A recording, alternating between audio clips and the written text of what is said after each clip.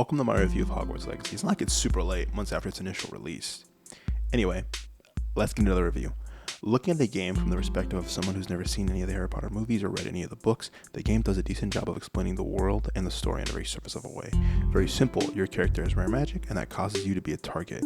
After you meet with your mentor, who has sent you basic spells to practice, as he's a professor at the school, you are then sorted into one of the four houses based on some questions you answer.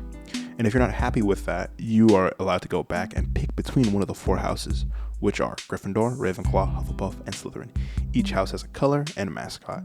After that, you embark on a quest to figure out why exactly you're wanted and to attend school. Literally, you're going to go to school. Now, some positive aspects of the game. Visually, it looks really good. It reminds me of Witcher 3, a vast open world full of creatures that may try to kill you. Next, the character customization. It's somewhat in depth. You can change your hair color, you can give yourself scars, freckles, you can even change your skin complexion, and there are even some presets. Really cool, really simple stuff. I mean, it's no Cyberpunk.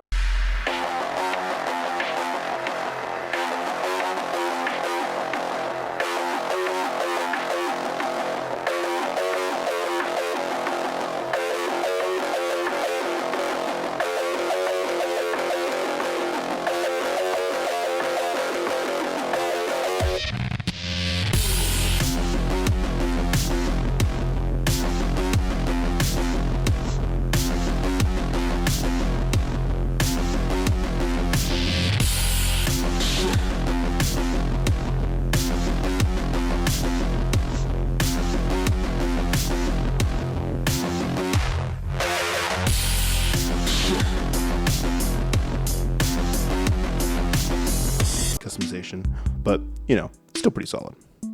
Moving on from that, exploring feels really fun and rewarding, especially in the early parts of the game. Later on though, it does feel repetitive, which is disappointing based on the IP and based on the world, because I feel like it was always at least with Harry Potter, it was always meant to be something more, and I feel like the game somewhat does that, make it more, but also I feel limits it, which is disappointing. Next up, earning money. There's no real cash flow in the game. So an easy example of this is you can upgrade your broom. You can upgrade your broom's speed, which lets you travel around the world much faster. And the point of this would be to play a game that's in the books and movies, it's just called Quidditch. But there's no Quidditch.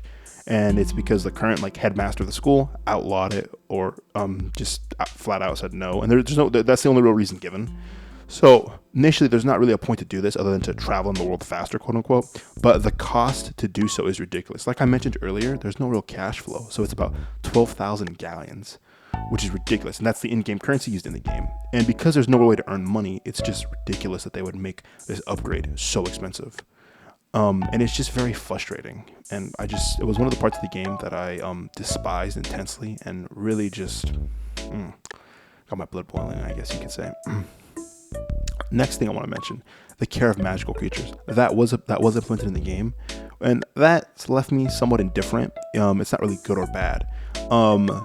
It's pretty cool. You can capture creatures, and similar to Fantastic Beasts, you store them in a satchel, just like the protagonist of that movie. What's his name? I think it's Newt. Yeah, Newt. Anyway, the only real reason you'd capture creatures if you want to is you can use the materials they drop to upgrade weapons and items in the game. That's the only real reason you do it. Or you could sell them, but it would depend on the rarity of the creature, how much you'll get, and it varies based on that rarity. So yeah, overall though, it's not really good or bad. It's pretty cool, but like I said, just kind of left me in neutral. The combat, similarly to how I feel about the taking care of magical beasts, the same way I feel about the combat. Very neutral. It was nice to use spells. It was cool getting to use iconic spells. And it was really fun getting to use the unforgivable curses. That was probably one of my favorite parts, because you get access to all three, which is just really cool. This is going to be somewhat spoilers, but it's more for side quests, but I'll still issue spoiler warning anyway if you pick this house. So from my playthrough of the game, I picked Slytherin. So one of the side quests I got was a quest for a character named Sebastian, which that was pretty cool. But one thing the game doesn't tell you is that your choices don't matter. Like, you have the illusion of choice, but they don't really mean anything, which really ruins the story and parts of it, I feel. And this quest is an example, because doing these quests rewards you with the 3 unforgivable curses. And earlier in the game, when trying to unlock one of them, it's the Crucio curse, I believe. You have to go through a puzzle, and towards the end of the puzzle, it requires that the curse be cast on you or one of your friends, depending on the choice you pick. And you can pick to either do it on your friends or yourself.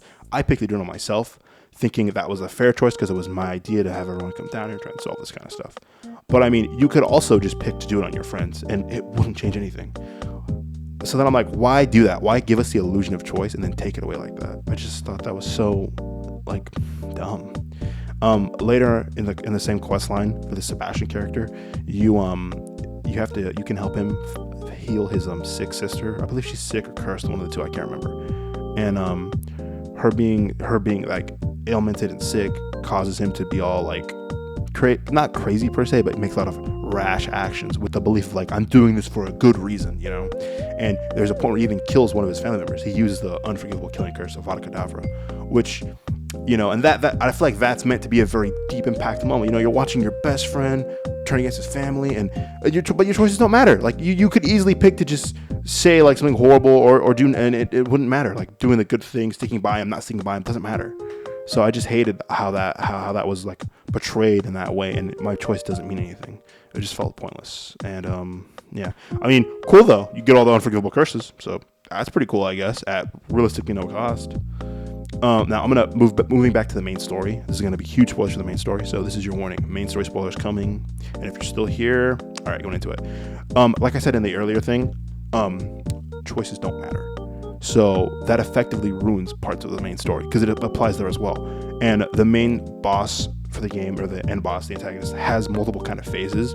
And towards the second to last phase, I believe, you have a choice to unlock this magical power that was sealed away by someone similar to you that has the same rare magic you do. And you can pick to harness it or keep it locked up. Whatever you pick doesn't matter because the power instantly gets destroyed. So this whole thing of like, be good, be bad, is just an illusion, and I just despise it intensely. Like, why do all that and draw it out and try and make it this like kind of moral meaning if it has no meaning, because it's already like a predetermined choice. But yeah, overall 8 out of 10. Did you put your name into the goblet of fire, Harry? Dumbledore asked calmly. Harry! I protest! Harry, you put your name in the goblet of fire? No, sir.